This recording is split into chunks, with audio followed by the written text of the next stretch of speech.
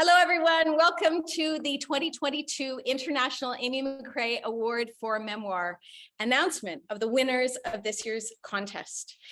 We are live streaming from the the Tuscany Memoir Writing Retreat at Fattoria del Colle in Tuscany, Italy, which is very appropriate because I met Amy MacRae at a memoir writing retreat, much like this one, but in the south of France in 2019. And as these writers in the room were doing all week, Amy sat around the table and shared her stories, and her writing was glittering. And we all encouraged her to keep writing, but she was unsure whether or not it had any value. And what she was afraid of was that because it was so sad, as she said, that no one would be interested in reading it and that there was no point in sharing it. Because as Amy had shared with us at the beginning of the retreat, she had been diagnosed with terminal ovarian cancer at the age of 32. So we all encouraged Amy to continue writing. And one of the stories that she worked on in France, she subsequently submitted to the CBC Literary Awards. This is one of the most competitive awards in the country. They get thousands upon thousands of entries. And she was one of 5 shortlisted writers.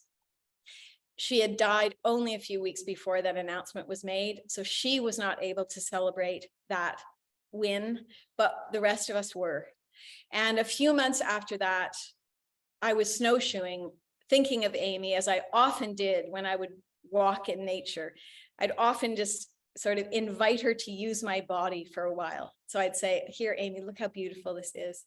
And I was doing that and had this idea that I should found a literary award in Amy's honor, a memoir writing award, specifically the writing that she was doing, which was short memoir. And so very quickly it came together, and here we are in the second year. So thank you to everybody who helped with that first award, including Amy's family. And thank you to all the writers who participated this year. So I promised you, as part of this announcement, a tour of the setting of this retreat. And it didn't really occur to me until after I'd made the promise that I couldn't actually walk around because we don't have Wi-Fi. I couldn't live stream it to you. So what I did was record it yesterday. So I'll play that for you now. Hello everyone. Okay, I think I'm going to begin the tour right here at this beautiful statue with, can you hear? I'm really hoping you're going to be able to hear all of that bird song.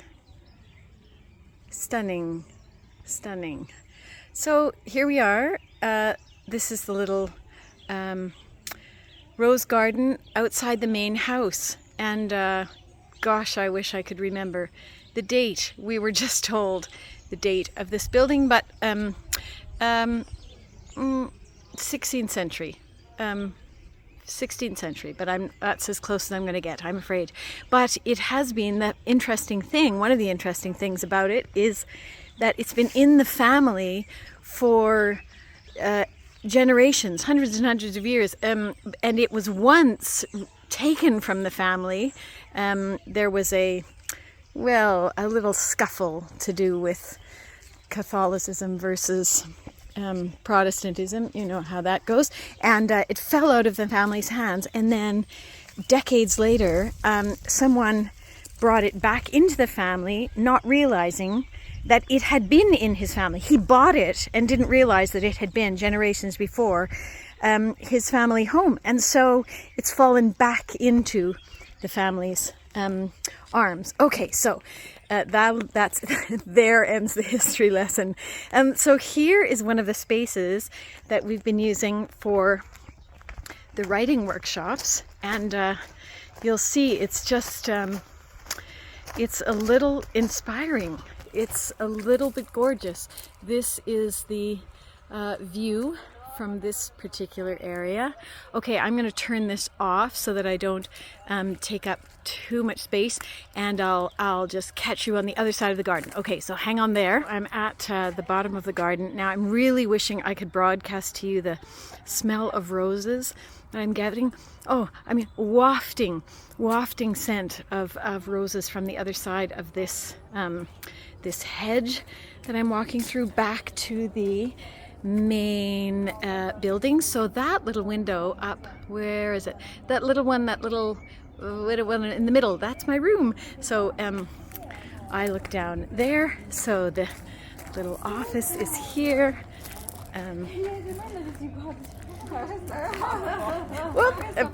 Scusi. Okay, so then we're gonna walk to the main drive. Okay, so now we're here. This is the other side of the main building. Lovely vines. There we are, the chapel that was built actually to pretend to be devout Catholics when in fact they were not. Didn't work. Okay, so then we wander down here. You can't see, oh wait, you can. So there's a workshop going on. I won't get close, but because this is private stories that are being shared. Can you see those people in the distance and in the shade of all of these trees? Maybe you can't, but anyway, so there's a workshop session going on there, and then we wander down. Okay, lovely flowers, and then here we are approaching another of the main buildings. This one is the Ristorante, and there we are, Ristorante, and some merry people eating because the food is absolutely exquisite. And so here we are at another part of the, yeah, okay, I'm going to take you down here. Okay, so this is part 2. Okay, this is another lovely part. So we are in, so Fattoria del Colle is the first female-owned winery in all of Italy. And I hope you can peek in. No, probably it's just a reflection. Oh, maybe not. Okay, so that's where we had our wine tasting, in there. Okay, so now I'm going to come down this little spot right here. So I'm just going to run a little bit so you're not just getting driveway, because the view from down here is exquisite. This is where some of the participants, the rooms are kind of all over the place, tucked away in all these different buildings. So everyone has a slightly different experience. But these fortunate people right here, people who are staying in these rooms, wait, okay, and these ones down here, oh, lovely table, chairs, shade. Okay, have a look at this. Okay, magnificent. And then we walk up these stairs and excuse the black metal stairs. Oh, actually you can't get the view. Well, so just imagine that's a great view, because it's really breathtaking, but I can't get my camera up and this door is locked. But let's just look at the door, shall we? I mean, just all the detail. It's very lovely. Looking down over here, lovely courtyard and cypress trees, and then yeah, view beyond. If I could lean out, you'd get it. We'll get a view somewhere else. Okay, hang on. Next part coming up. Okay, so that's where we were, and now I've come down these steps to, this is the winemaking, one of the winemaking areas, and it's very modern metal machinery, but oh look, an electric car. But they have a wide variety of methods. Some more traditional than others. We got a full tour of that lasted an hour, so I won't even try to do that justice. But okay, so now we're coming along to this view.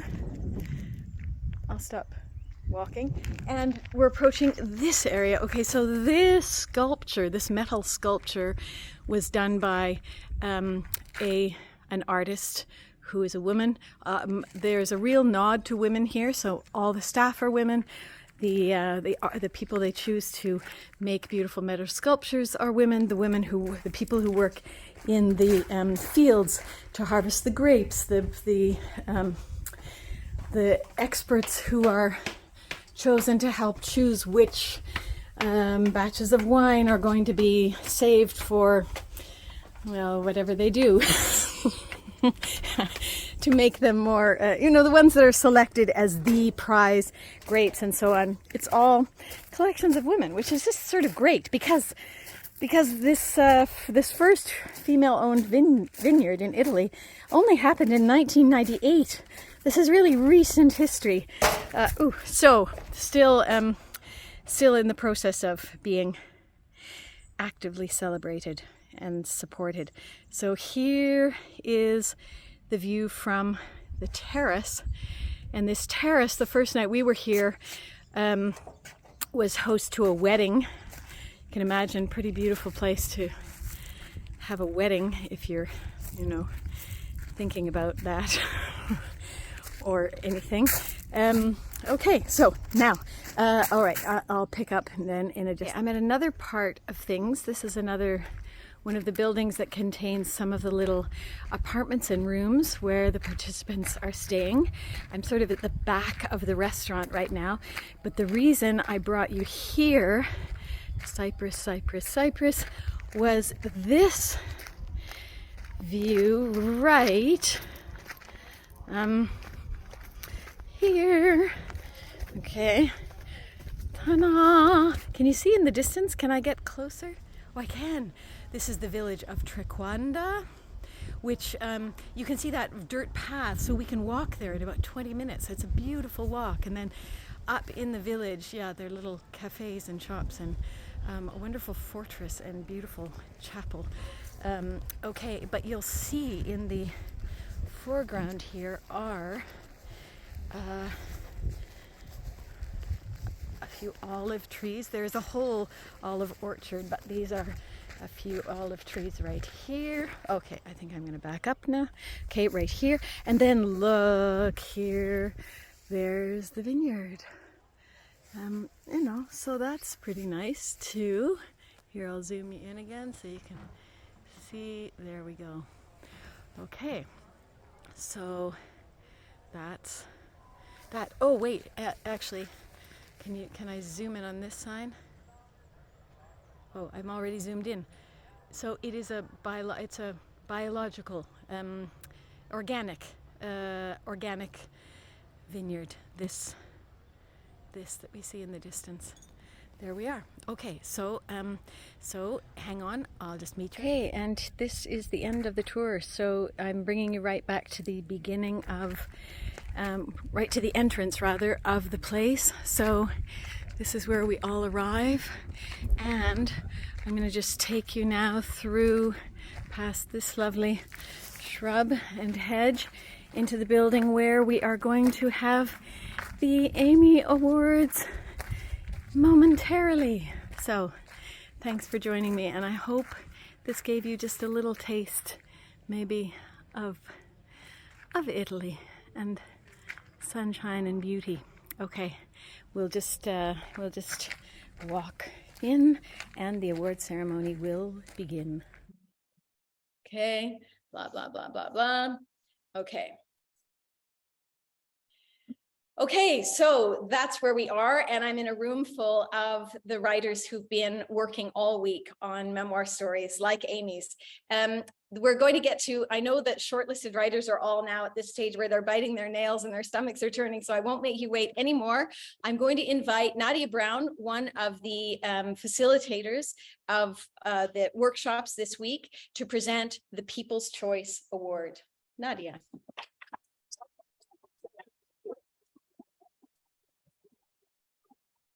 Hi, everyone. It is my great pleasure to announce the winner of the People's Choice Award.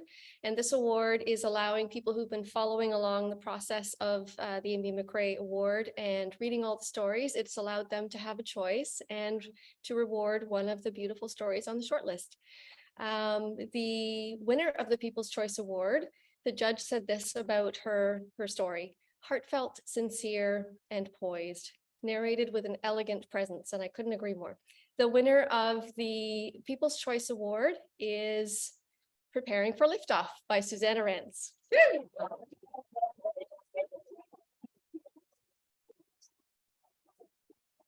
Congratulations, Susanna. The next award is the runner-up, and that award goes to Everything is Eliminated by Robert Kraft.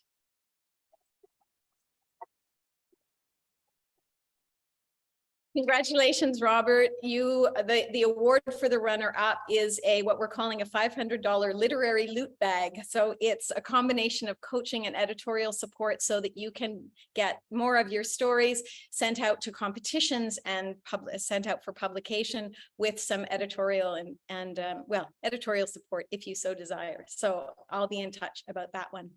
Okay, and before the winner is announced rather by Elizabeth Rosner, our judge this year, I interviewed Liz just after the shortlist was announced about how she selected those stories. And it seemed very fitting that I share bits of this interview with you as an introduction to the winner. So I'll just share that with you now.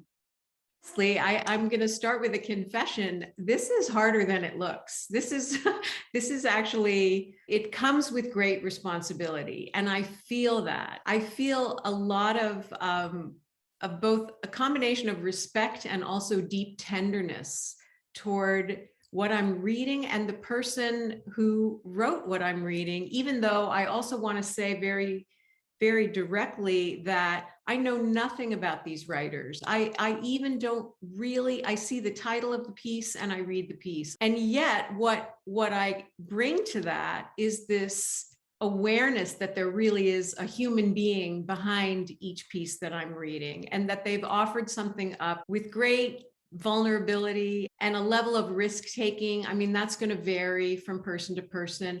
And I may not know even the tip of the iceberg about what it cost them, what it took them to write that piece. But somewhere in me, I'm trying to hold that when I read. And so I'm trying to notice almost a feeling of, am I feeling drawn so close to the piece that I almost lean toward it? Do I feel almost a sense of physical connection with it? And I think where that comes from is both very mysterious, and also you can identify the things that create that effect. I mean, I could name like the mechanical reasons that a piece does that. Like the language is careful. And by careful, I don't mean precious and, overly drawing attention to itself, but that I can tell that this writer wasn't just getting it down, but was refining it and really understanding that in these few thousand words, every word had to count. And so there's that level. There's the language level. There's also the choice of image. Like, this isn't just what this person experienced by way of, here's what it looked like, here's what the weather was like, here's what this person was wearing, but there's a sense of real selection involved. And then the human level of, is there something about this story that really transcends the personal, even when it's a deeply personal narrative? Is there some way that the writer is aware and somehow incorporating into this piece an awareness that gets transmitted to me that this is a story that has some quiet but notable universal resonance? And so all of those things are kind of swirling around, and sometimes they're really immediate right away. And sometimes they sing even more fully on the second reading. And then even trying to explain it this way, I feel like, oh, but that doesn't even explain, that doesn't even really cover it. It's just trying to name a quality that also is a little bit mysterious, and can be a mood or a way that something stays with me later, that I feel almost like I'm not the same person I was before I read this piece.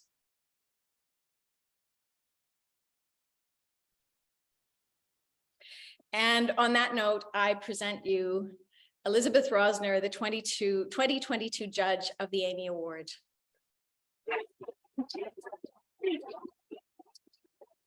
Thank you. Thank you. It's such a privilege to participate in this incredibly meaningful writing week with all of you here in Tuscany. And that interview was videotaped while I was back in my house in Berkeley, California, which feels a world away from where we are right now. I just want to say a couple of things that I didn't include in that interview that feel relevant, especially tonight, and that is the feeling of why memoir matters that Allison alluded to a few moments ago when Amy was questioning why would anyone care about her personal story.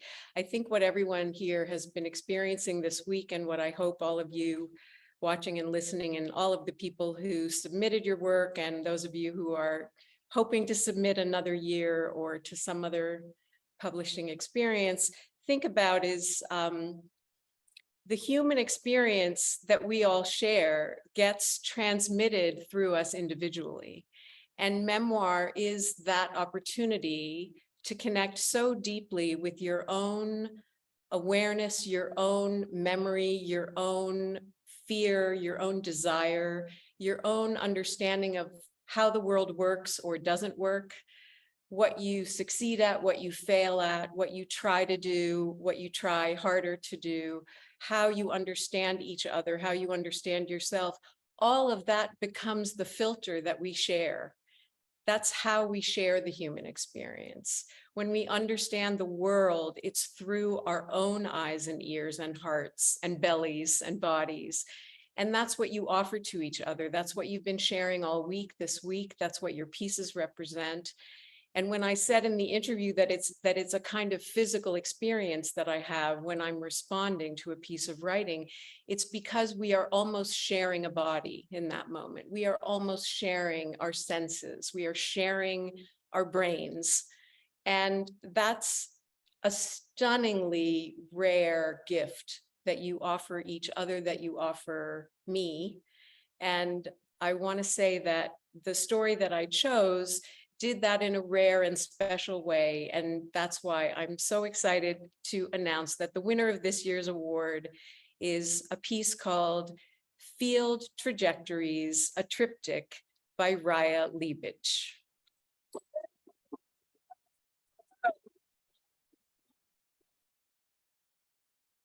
Okay, thank you. Thank you so much. Congratulations, Raya. We are celebrating with you with some champagne, which has been passed around the room. Congratulations to Robert Kraft, to Susanna Rance, to all the shortlisted writers, to all the long-listed writers, but to every single person who was brave enough to submit a story. That is a beautiful act in and of itself, worthy of self-congratulations and cheers. So cheers to all of you, and cheers to Amy MacRae for inspiring us all. Thank you.